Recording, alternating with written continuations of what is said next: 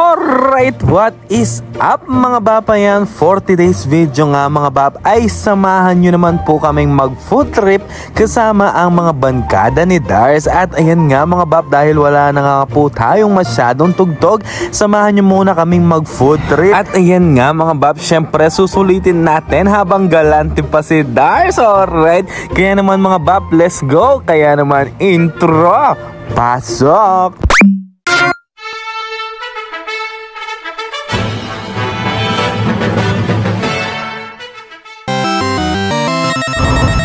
For today's video nga mga bab ay hindi muna po tayo magmomosiko content. At ayan mga bab, for today's video kami nga po ay magfo-food trip kasama ang mga kaibigan ni Dars. At yan mga bab, nandito po kami ngayon sa Yogurt Berry. Dito lang po yan sa San Nicolas, Minalin, Pampanga, sa harap ng Alpha Mart at sa harap po ng tarpaulin ni Michael. Ayan.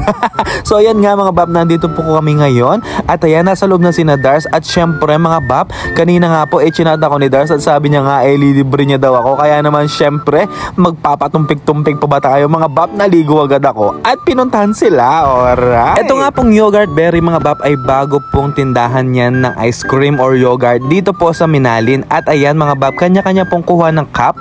Yan, dyan sa may salamin area nila. Yan, magmi-mirror shot muna syempre. At ayan mga bab, kapag tapos nyo nga pong kumuha ng baso, bibigyan nyo na po ng ice cream or yogurt. Tapos kukuha po kayo ng toppings dyan.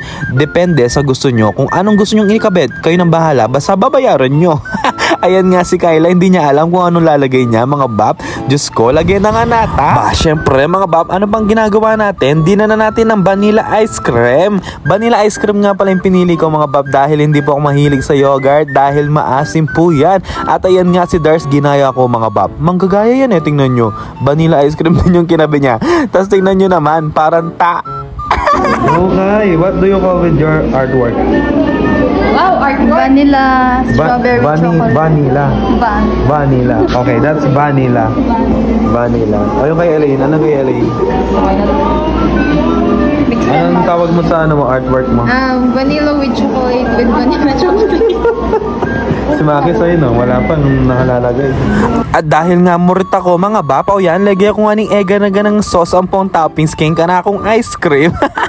Siyempre, Dars naman yung mamayad, sulitan tana. Alright, pagkatapos mo nga menguha ng toppings mga bab, bigay mo na doon sa cashier at titimbangin na yan para malaman na kung magkano yung sa inyo. 199. 199. 199. Okay na po yung piso naman.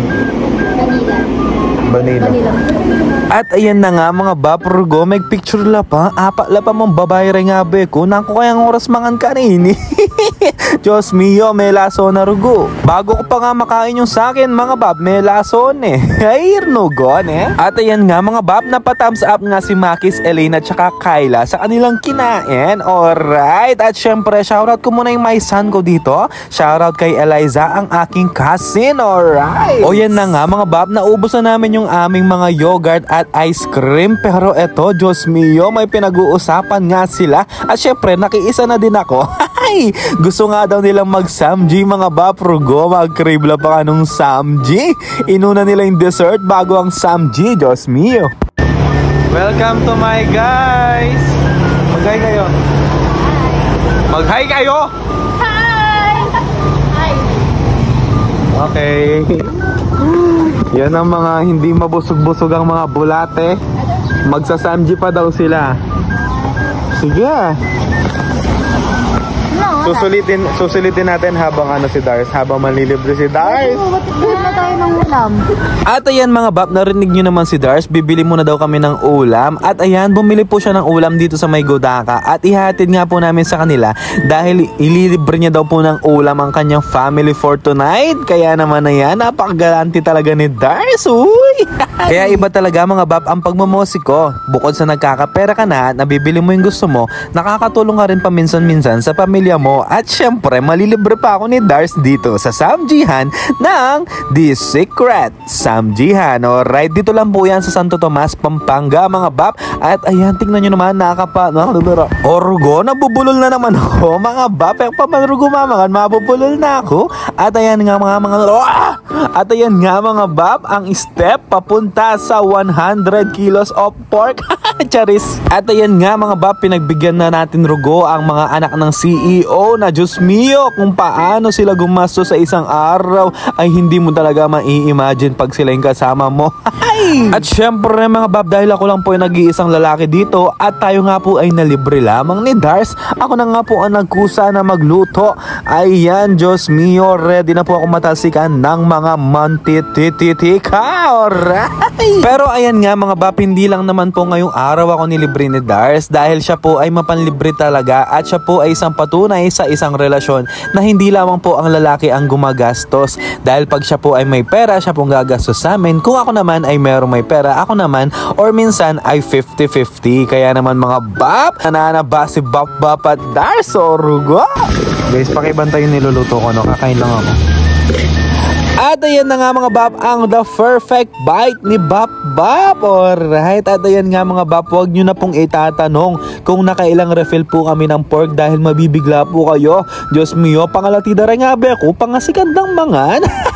Pagkatapos nga namin kumain mga bab, ay nagstay na po ako sa labas para magpara ng kanilang masasakyan dahil kami nga po ni Dars ay nakamotor at sila naman ay nag-commute lang kanina. At buti na lang talaga mga bab ay dumaan po ang aming trombonista na si RJ, kaya naman RJ save the night. Alright, at ito nga si Dars rugo, pinopromote niya pa yung funeral dito, yung Magat, kasi daw yung pilido niya Magat. Alright, at ayan nga mga bab, maraming salamat po sa panonood at mga bab, see you po sa ating mga susunod na tugtog at mga daily vlogs. Ayan mga bab, let's see kung kaya natin mag daily vlogs.